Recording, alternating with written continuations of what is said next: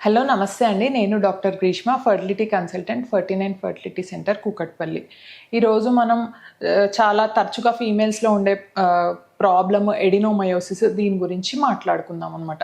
So adenomyosis ఉంటే pregnancy వచ్చే అవకాశాలు ఎంతవరకు ఉన్నాయి?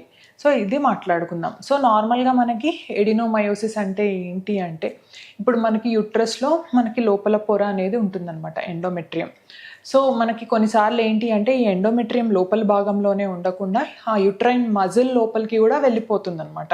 సో అట్లాగే మనకి ఎండోమెట్రియల్ లేయర్ అనేది మనకి మయోమెట్రియంలో అట్లా ఏర్పడితే అప్పుడు ఏమవుతుంది అంటే, యుట్రస్ మొత్తం ఇట్లా ఫైబ్రోసిస్ లెక్కన గట్టిగా అయిపోతుందన్నమాట. అంటే ఇట్లా కుండలాగా ఉబ్బిపోతుందన్నమాట.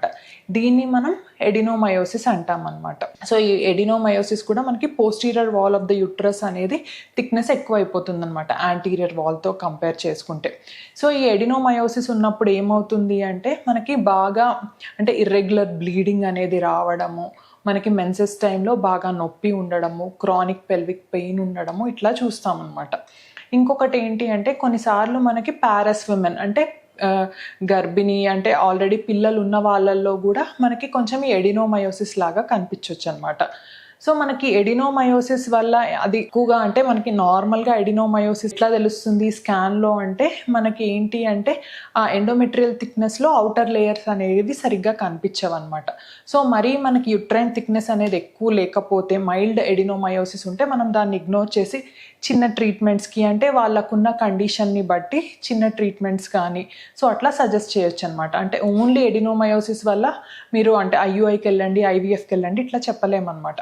సో మైల్డ్ ఎడినోమయోసిస్ ఉంటే దాన్ని ఇగ్నోర్ చేసి మనం న్యాచురల్గా కూడా వాళ్ళు కన్సీవ్ అవ్వడానికి అవకాశాలు ఉన్నాయి. కాకపోతే ఏంటి అంటే, మనకి ఈ ఎడినోమయోసిస్ అనేది చాలా ఎక్కువగా ఉంటే అప్పుడు వాళ్ళకి ఏం చెప్తాము అంటే, చాలా సిమ్టమ్స్ అవి ఎక్కువగా ఉన్నాయి, ఇట్లా ఏజ్ అనేది ఎక్కువగా ఉంది, సో ఇంకా వేరే ప్రాబ్లమ్స్ ఉన్నాయి అంటే డెఫినెట్గా ఐవీఎఫ్కి వెళ్ళండి అని చెప్తామన్నమాట.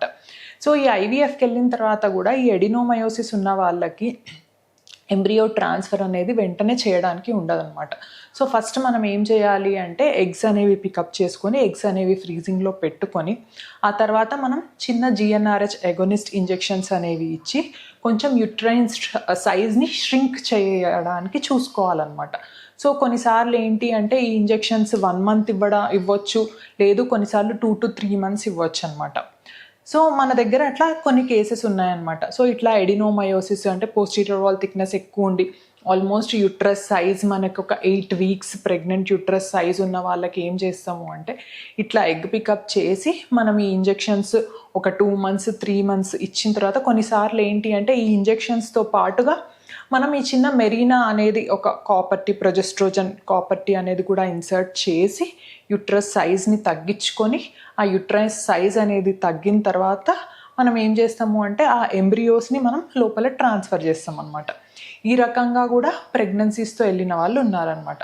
సో ఎడినోమయోసిస్ ఉన్నా కూడా కంగారు పడకుండా దాని స్టేజ్ని బట్టి, సిమ్టమ్స్ని బట్టి మనం ట్రీట్మెంట్ తీసుకొని సక్సెస్ఫుల్ ప్రెగ్నెన్సీతో వెళ్ళొచ్చు. థ్యాంక్ యూ అండి. సంతానం కావాలన్న మీ కలను నిజం చేసుకోండి. 49 అంటే సంతానం, 49 అంటే సంతోషం. వివరాలకు సంప్రదించండి.